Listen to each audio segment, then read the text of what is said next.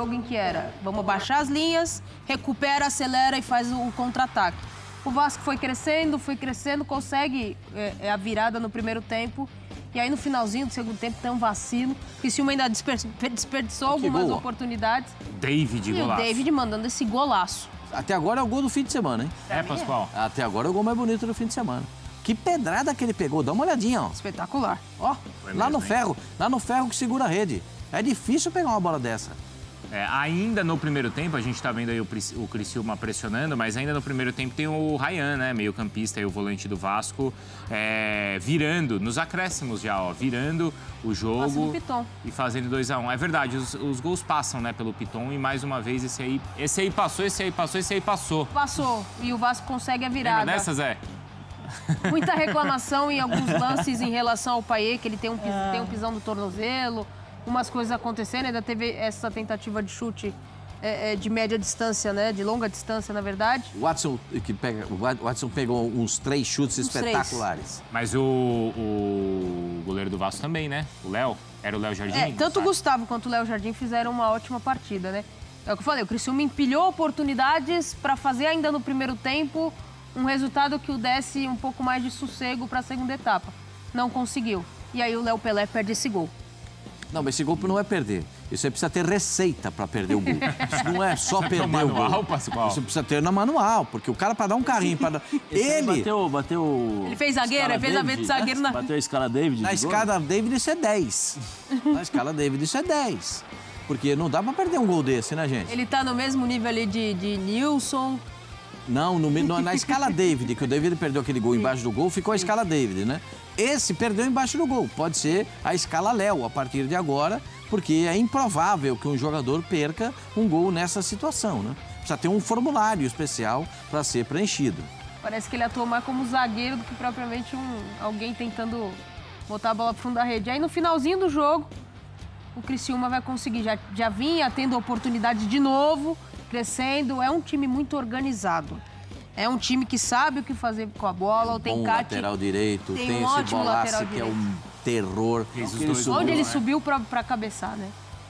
Então, de fato, assim, o Criciúma é muito difícil ganhar lá. Então, aí que tá, não é? A gente vai ver os números também da partida e, bom, 2 gols, né? E o Criciúma que fez um estrago em São Januário no primeiro turno. Foi a partida que derrubou o Ramon Dias e esse cara, né, o Bolassi, que foi quem foi o protagonista daquela partida e é dessa também. Em 90 minutos são 2 gols marcados, 5 finalizações, 3 finalizações certas, 5 ações na área do rival e as posses recuperadas, aí ele foi o segundo.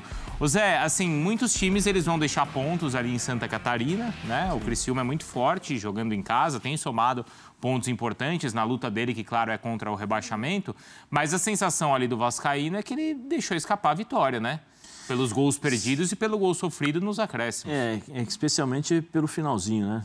No finalzinho, mas acho que pelo que foi o gol, pelo que foi o jogo, nós vimos aí, eu acho que era jogo para empate mesmo, porque o torcedor do Vasco pode falar assim, não, poxa, perdemos a oportunidade de ganhar no finalzinho e tal, mas se você observar durante 90 minutos, a equipe do Criciúma também produziu muito, o Léo Jardim fez grandes defesas e acabou no finalzinho conseguindo um empate, mas foi um bom jogo e a equipe do Criciúma é muito bem organizada, né?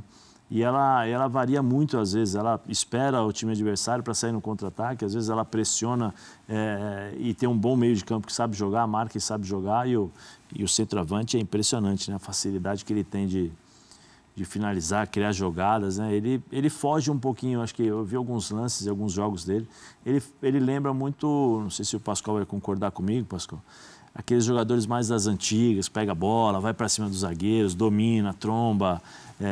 Ele é bom jogador. Dá trabalho. Dá trabalho pra caramba.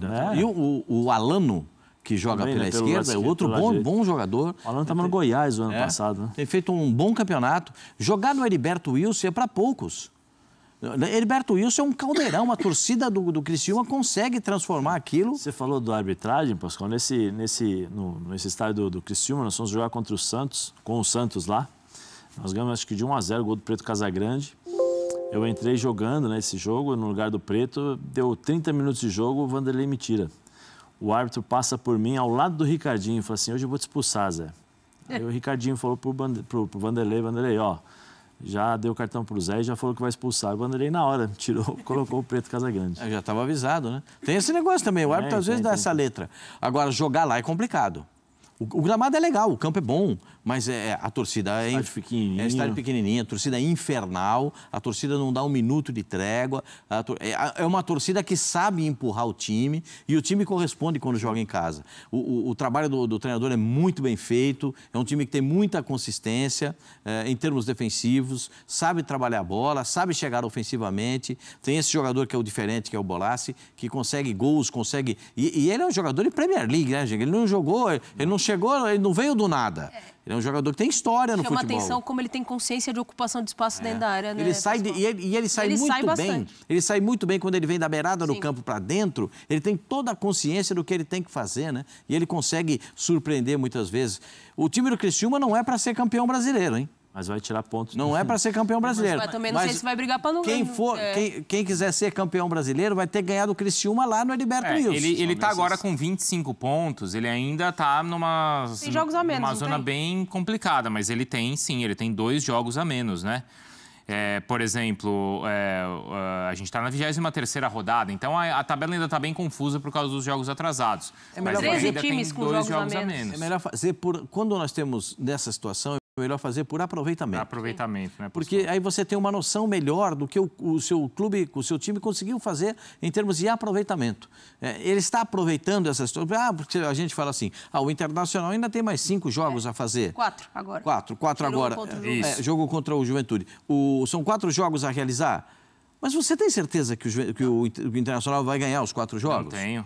Você tem? Perdeu, a gente vai ver já que ele perdeu para o Goianiense. Então, o Atlético Goianiense brigando desesperadamente por uma vitória para não cair.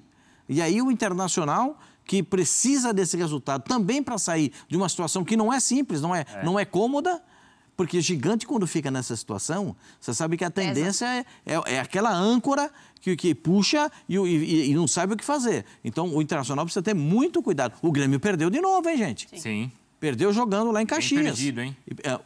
Perdeu barato, hein? Perdeu, ficou barato. O Bahia ganhou bem. O Vasco, ele tá com 28 pontos, mas assim, a conta... Claro que todo torcedor tá fazendo esse tipo de conta agora dos pontos que o próprio time desperdiça. Ele acha que é só o time dele que vacila, né? Mas a conta do Vascaíno é que nessas últimas rodadas ele entregou um jogo ali no último minuto pro Red Bull Bragantino e hoje entrega de novo. Ele tá com 28 pontos... Mas você vê, são 4 pontos aí pelo caminho, poderia estar com 32. O Dodô da Colina colocou no grupo hoje exatamente isso. Todo final do jogo é esse martírio. É inadmissível, parece que desliga, que desconcentra. Acho que assim, o Vasco teve uma sequência de desempenho e de resultados muito bons, né? Quando o Paiva assume ali, parece que a coisa anda. 4 vitórias seguidas. 4 vitórias seguidas. E jogando bem, não era um jogo a casa, era um jogo... coletivo mais organizado, mais proposto, depois perdeu isso, parece que quebrou. Alguns jogadores que chegaram parece que também não renderam tanto. Agora, para o Vascaíno, ele está olhando ali para os que estão atrás também e estão perdendo ponto. Ontem, Fluminense e Corinthians ficaram no 0-0. Um segurou o outro. Um segurando o outro. E um jogo que também vou falar para você, viu? Diria um amigo meu, Jesus. Olha, gente, ontem era para você... Eles conseguiram roubar a bola e entregar a bola pro outro, o jogo inteiro. Vocês repararam isso? Roubava para entregar pro outro? Não, joga você. Não quero. Toma, vocês repararam isso? Não. Ou só fui eu que reparei? Piora muito o Corinthians depois da saída do Garra e do Thales Magno. Não, o Thales Magno hoje é titular. O Thales Mágico. A gente está falando do jogo do Vasco, mas foi revelado pelo Vasco. Não tem como tirar o Thales Magno de ser titular do Corinthians. Tem que botar ele numa redoma. Todo jogo, acabou o jogo, bota numa redoma, cuida bem dele, porque não pode. Ele tem que ser cuidado. Agora, o Vasco... Mas o Vasco não vai correr risco aí, Eu concordo com o torcedor do Vasco. Não vai. Tem que ligar um estado de alerta. O Vasco precisa parar de dar esses vacilos aí. O Vasco precisa parar de dar esses vacilos. Matar os jogos. O Vasco teve chance de fazer o terceiro e sacramentar o gol. Como também o Criciúma teve oportunidade... Não, esse aí não vou contar. Esse aí eu vou dizer um negócio. Precisa de receita, gente. Uma receita, porque e ele vai com o pé certo na bola, hein? Ele vai com o direito, porque ele é canhoto e ele vai com o pé certo. A bola pega no calcanhar e vai lá na lua.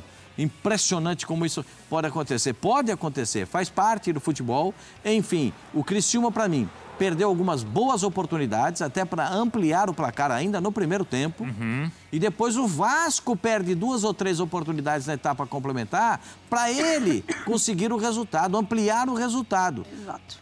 Jogo desses tipos assim, jogo... É isso aí, torcida vascaína, cara. Pascoal tá certíssimo, cara. O Vasco tem que parar de dar esses vacilos. Cara, perdeu Léo Pelé, já não dá conta na zaga. Aí quando ele tem uma oportunidade de fazer um gol daquele, que ia sacramentar a vitória, que aí, né, como o Criciúma fez o segundo gol, não ia ser o suficiente. E o Vasco ia sair da partida vencendo por 3-2, né? E o Léo Pelé vai e me perde um gol feito, que qualquer um faria. Então, assim, Vasco tem que parar de dar esses vacilos, porque, cara, assim, uma vitória nas mãos, David foi lá e fez um golaço. Foi um golaço que ele fez para tentar trazer a vitória pro Vasco. E aí, novamente, o time vai lá, vacila. Sorte que não teve um vacilo desse contra o Fluminense. Foi 2-0, mas, assim, tava com a vitória em mãos, né, cara? A vitória do jogo tava na mão do Vasco. O Vasco vai e faz isso, meu. Pelo amor de Deus, cara. E ainda mais o Léo Pelé, cara.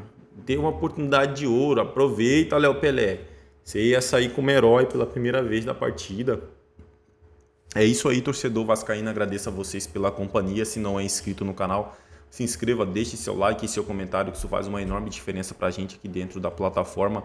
O YouTube entende que o conteúdo é relevante e entrega para mais torcedor do Vascão. E comentem aí também, né, o que acharam desta partida.